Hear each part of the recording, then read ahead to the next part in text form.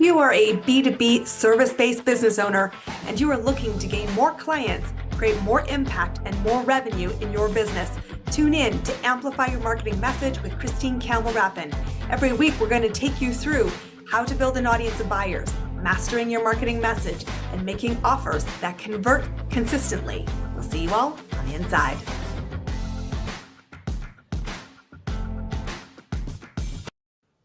I want to bring you a shocking truth this morning in our episode because people have choices.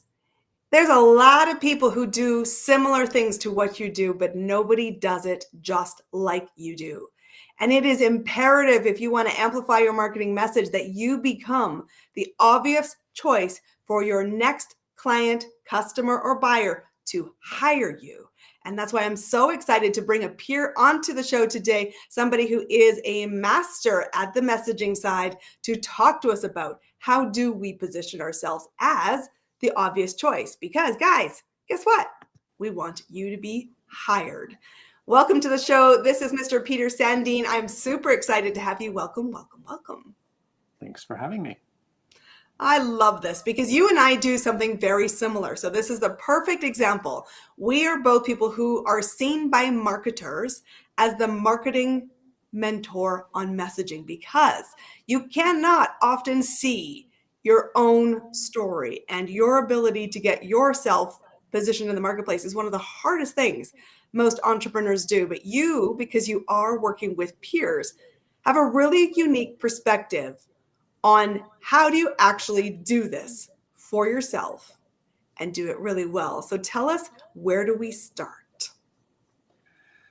Well, I think all of it starts from the target customer, how you're thinking about who you're actually targeting, and typical target market thinking or choosing your niche and such.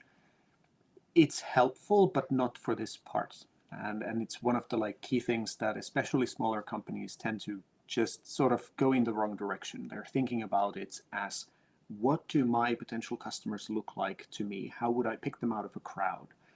And you need to know that when you're thinking of where you're going to do marketing. So are they going to be reading this magazine or this magazine? Are they going to be watching this website or this website? Are they going to be searching for this thing or this thing? So you need to know those things to figure out where to do marketing. But when you're thinking of what to say with the marketing, it doesn't usually make much of a difference what niche they're in or what market they're in. Rather, what matters is, how do they see you? What's their perspective towards you? People in the same exact market can see things very differently. They might have slightly different problems. They might have different experience of other options. They might be worried about different things. They might be looking for slightly different kind of a solution, and so on and so on. And those things are the parts that actually matter when you're thinking of what to say with marketing for them to want to buy from you and to choose you. What makes you the obvious choice is that what you're saying, everything you do, just aligns perfectly with what they are hoping that you would do and say, and how you do things. I so love this because, boy, you're right. Do we get it wrong? And I don't think this is just small business that gets this wrong. And I say the same thing. I say to people all the time, it is important to know what a client avatar is. It is important to be able to describe them. However, helping you find them is something entirely different. And what you're suggesting, and I highly encourage everyone to pause, reflect about where you stand with your messaging, is, are you looking through the lens of what they see? Because if you cannot put yourself on the other side of the coin, you will always struggle and sound and look like everybody else. And following somebody else off a cliff is not the highly recommended business strategy. We are going to recommend to you here, we want you to be thinking about, you need to see the other side of the coin and really think about what moves them and how do they see you. I so love that. And truthfully, you also said a really interesting point, because how do you know? How do you know what people are wanting? How do you know what they're looking for? Because it's so much easier just to decide, should I be in Facebook or TikTok? It's a good question, and I don't think there is a very clear logical answer to it. In my experience, it's as much an exercise of art as it is science. Yes, you can find a lot of answers, even helpful answers, from looking at what people are, for example, complaining about in reviews of similar services that you offer. You can see a lot from that. If they are consistently saying things like, well, I couldn't trust what they're doing, well, really make sure that what you do, everything is very trustworthy. If you're complaining about how slow it is or how much time it takes from them, then you can see that, okay, your target audience is probably concerned about time. But that can be still very misleading. So how I do it with clients usually doesn't look too much. It does a little, but doesn't look too much into what people are outwardly saying, but rather looking at the much bigger puzzle of what they have tried, what they're looking for, what their business is like, what they're trying to achieve, and so on, and make sure that everything that we then determine is a part of this avatar or this perspective they share actually fits together. So, for example, if one of the things that we claim about them is that, well, they've been struggling with this crippling problem for years, but we're also claiming that they don't have experience of anything similar to what we offer, one or the other is probably wrong. Or at least if we claim that, oh, they haven't tried anything that would help with this. Like, no, no, no, no. They've done something, probably multiple somethings. So one or the other of these assumptions must be wrong. And my role very often is basically just looking at 400 claims like this that you make, that you have assumptions, and combine that with everything else I know about the market and the people and so on, and then see, well, which ones of these actually make sense. And ultimately, what I'm trying to look at is, well, what do you offer? How would they have to see you for that offer to be exactly what they're looking for? What would have to be true of them so that when they see your offer, they're like, oh, finally, that's what I've been looking for. Yeah, you don't have to do it that way, but it's much easier than to convince someone who doesn't really want to buy what you're offering to buy what you're offering. So if possible, and it isn't always, especially very small businesses, one of the issues may be that your offer doesn't really cater to any realistic audience, that there's something about it that is a little contradictory.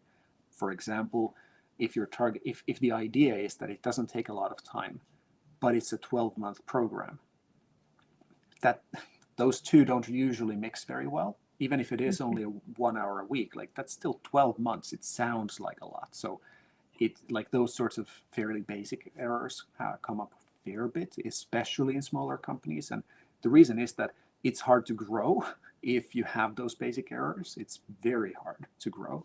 So if you're below 6 figures, below multiple 6 figures, there's a good chance that something you're doing is sort of fighting itself, or there's a mismatch between what you're offering and who you're trying to offer it to. But yeah, those are just a very basic layer. Like that, we're not yet even scratching the surface of what you actually say with marketing. This is just like, well, is there even this base level match between what you offer and who you're trying to offer it to? Because if there isn't a good match, things get very difficult. And I love that. It's so simple because truthfully, that's often the conversation. People come and say, the issue is marketing. I said, the issue first off is a sales problem, not a marketing problem. We cannot sell something that is so contradictory. And this nugget that you shared right at the start of that, which is you were researching often a red herring, because you're going to a market who's going to tell you exactly what you want to hear. And truthfully, the first answer is never the right answer. And when you are in the world of marketing, you said there's a million, maybe 400 different things we're looking at, and we're peeling the onion, because what you think the problem, what really the problem, are often not the same thing. Because if they were that obvious, this wouldn't seem such a challenge. And it is a challenge because you are also needing to get much more specific in what is an obvious, I need that, than you are today. And the truth is, we can't see that. We often, it sounds good, and so we run with it. And one of the simplest things I'm sure you and I both do with all of our clients is this very simpler toddler logic that says, sounds good. Is it true? Tell me what that really means. Because we get caught in this spin of thinking, well, that should be true. But you're selling lollipops and unicorns, and you're wondering why it's not working. This is an important element. You must research, but there's a lot of permutations. There's a lot of variables at play. And truthfully, the most obvious ones are often not enough to move your business forward. It's got to be much more targeted. And you find that target through experience, trial and error. And that does mean a second set of eyes are really valuable. And equally important is you have to be prepared to pivot, and not pivot for the sake of pivoting, but pivoting because you're starting to build momentum.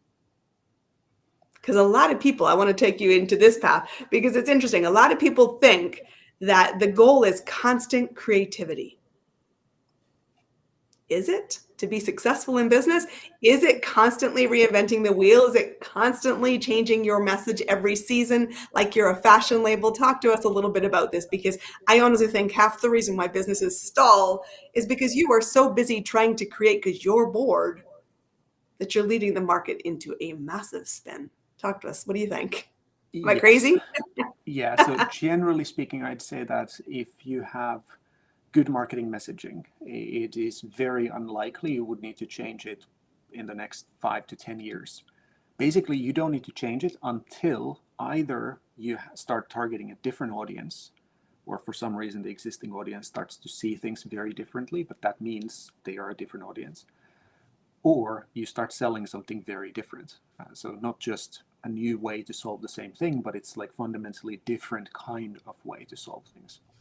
So companies that don't change those things can get great results a decade later using the exact same headlines, the exact same ads, the exact same everything, because yeah, you might want to have a slightly different updated image somewhere if it looks really old for some reason. Like if you happen to use cars in your advertising imagery, you might want to update that because we tend to recognize old cars as somehow old.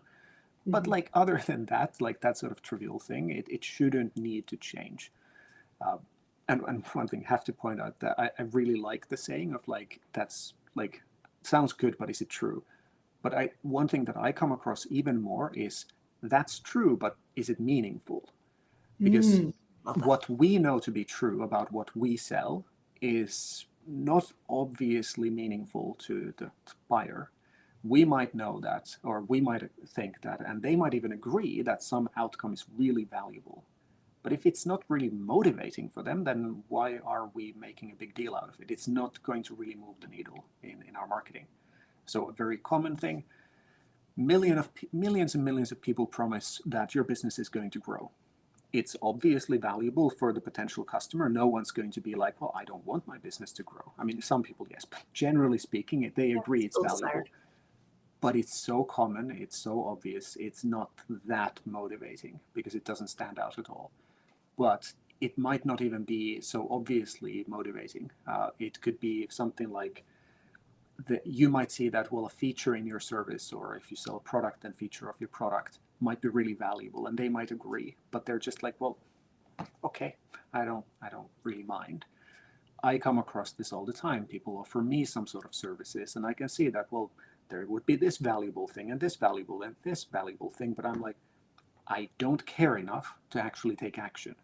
But their marketing is only telling me things that, yes, I agree, it's truthful and factually valuable, but I'm just like, that's not going to make me even reply. Or if I reply, I just say thanks, but not interested. It certainly doesn't make me start like really looking into it, or make me feel like, oh, I'm great that this thing came up because I really want that. There's a huge difference, and I think people sort of understandably miss that, because it's so weird to think that I think it's valuable, my customers think it's valuable, they even write it down as a requirement. Shouldn't I say that in marketing? Maybe not. Maybe it And, should and be it a doesn't side create the note. movement. That's the thing that I think is, I know every customer, client, and person in business I know is perplexed by like, it's valuable. Why don't they buy it? And it's saying they're, because their response exactly is that is, you're right, it's valuable. And I'm Yeah. not moving. And so I love this fact that you're adding that thought. Is it meaningful to me? I often, bring that phrase around to, why is it a non-negotiable? Because that talks about meaning. Why now? We talked about this. I mean, Simon Sinek has been a very successful story, and I've actually met him. I had him as a keynote speaker many years ago in my career at an event I was hosting. The thing that comes around is why. It's the personal attachment. It's the meaning that creates movement. And guys, you've heard this before many times on this podcast. Our goal is movement because movement creates momentum. And when you stay there, Peter's indicating to us that because your messaging can stay static and consistent for a long time, because here's all the biggest in business. Your job is to find a repeatable problem. If you want to be successful long-term and get an end up, you have to have a problem that is durable, that is repeated, and that is going to be around for a long period of time. Because if not, you are betting on the first mover advantage. And truthfully, there's a bigger opportunity when you are the second mover into an engine that's going to be around for a long time. And yet, you talk about, this is so obvious, but often missed. So many people don't see the inconsistencies of their message, whether that was the example where you say you have a little bit of effort, but 12-month commitment. You have this idea that it's valued, but it's not meaning. How do we miss this really simple thing that leads to trust breaks? Because gosh almighty, is this a problem? Well, take this with a pinch of salt, because my business is built around this, but I think a big part of it is that we're trying to say too many things in marketing. We're trying to, like an example that I often use is that imagine you go buy a car and then you point at a car and ask the dealer, like, well, what is this like? And they say that, well, that's good for short trips and long trips, and it's great for individuals and family trips, and it's good for in the city and out on the highways, and it's durable and it's cool looking and it's long lasting and great value for money and great brakes and safe and ecological and blah, blah, blah, blah, blah. It just doesn't mean anything anymore. And it's very difficult to make it feel consistent, even if it is true. And that's the case with our own things. We see all the facets of it. We see all the great things that we've put a lot of effort into. So we can list out 100 different things. And we kind of often want to list out all the things that we've put all that effort into to make it so good. But then it's very difficult to keep it consistent. So if, for example, on one hand, we've seen that, well, we want to make it very low labor intensive for the clients, but also they clearly need long-term support. Yeah, these are both true, and maybe we can offer both. But it's if you were trying to communicate both of these at the same time, then it easily comes out as like very little work for 12 months. And it's like, no, that those don't really support each other. So it's given how much we know about our own thing is sort of the problem. So for example, when I do it with clients, I specifically don't do a lot of research until the very end of the process where I'm really narrowing down the message. I first want to hear just answers to a few questions, form a pretty clear specific idea of what are the key things that highlight or like get highlighted, and then fill in maybe the gaps with all the million other things that could be there, rather than start from all the million things and start to narrow it down, because that's a very difficult task to do, even for someone from the outside, let alone for the person who sees the value of every million things. I'm sure there's other reasons, but I think that's the main thing. We just have so many things we wish to be able to say that it just cannot really work. And it leads us to do the thing that makes it guaranteed not to work. And there is truth that, remember, your goal, and this is just go back to the selling, which is partnered with marketing, is you're wanting to find the single thing people will say yes to, because you're working for every yes. You're working for solving this problem. Let's move forward. Something. Yes, we're going to take another step. Your goal is a million small quests for yes. And that is about progress. That is about movement. That is about measurement. And that's when people go, this is really valued because it's meaningful to me, because I got the result I couldn't get on my own.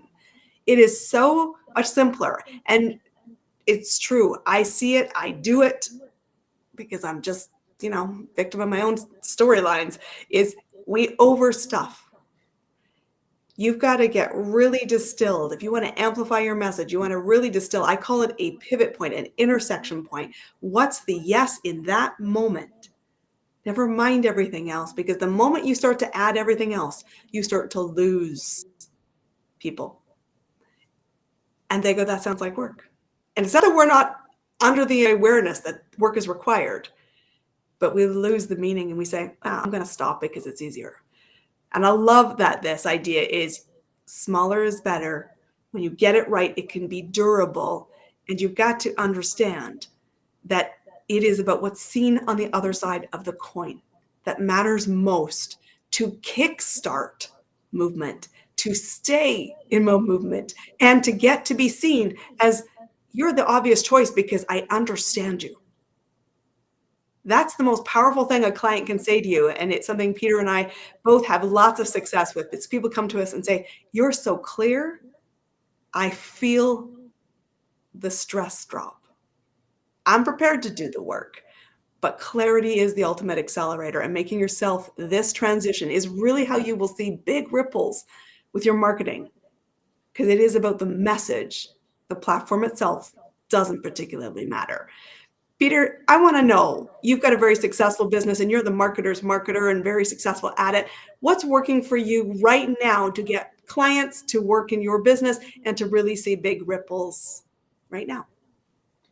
Well, not just now. It has been for over a decade now that email marketing, and specifically the way that I do it, has worked very well for me. Uh, so I don't send a ton of email. I might get better results if I sent a lot of email, but now I usually send 1 or 2 emails a week. And my goal is, and what I think makes it work, is that I have a very high bar of what I send. I think it has to be actually useful, something that if I were to get it, I would feel like that's at least good thought-provoking idea, but also fun. And this is the part that I mean, all the other things I can say and they sound pretty obvious, but the part that very few people do is make it interesting and unexpected. So a few years ago, I don't remember how many, maybe 4 or 5 years ago, when I started doing it the way I now do it, with a weekly email called Friday Scribbles, I had just read a study about what is addictive. And the point was that unexpected and inconsistent rewards are far more addictive than a consistent reward. So what I decided to do was to have what I now call the tidbits section at the end of every email, every Friday Scribble email. And it's totally random stuff. Whatever I found personally just randomly interesting or entertaining or funny or thought-provoking. And it's very rarely about business. It is sometimes, but it could be about, lately I had a couple random musings about Olympics and climbing specifically in Olympics, or it could be a music that I've enjoyed lately, or a movie that I thought was interesting, or maybe a mistake in movie writing that I thought was interesting, or it could be about some scientific study, or completely random things. And the feedback I get consistently is that people stay on, not because there's an article that is useful, because it's not useful every time, because it's impossible to write a useful article for everyone every week. It's useful every now and then, but they stick on because the tidbits are amusing or interesting or something. It's a very consistent, and yeah, people like the articles, but they love the tidbits. So I love that. It's something to at least consider, maybe not in that format, but think of it as like, what if people don't find value in this specific valuable article that you write? What's the point of opening the email then? And what if people for 5 weeks in a row, for example, don't get a valuable email from you? Why would they still keep opening? What can you do that is somehow unique, somehow still different? Maybe the articles are built around a funny or interesting story. Maybe there's always some, I don't know, some useful recommendations about little things that they can do. Something more.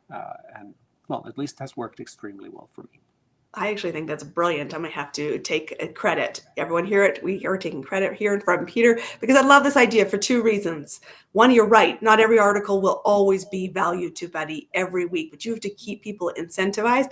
And what I love about your personal choice of these tidbits is this is really your lens of the world, and it is a human orientated element. And you say, this is just valuable because people want to connect to me. I love that. Peter, how do people find you? Tell us where people can connect because they're going to want to be on that list and catch those tidbits on Fridays.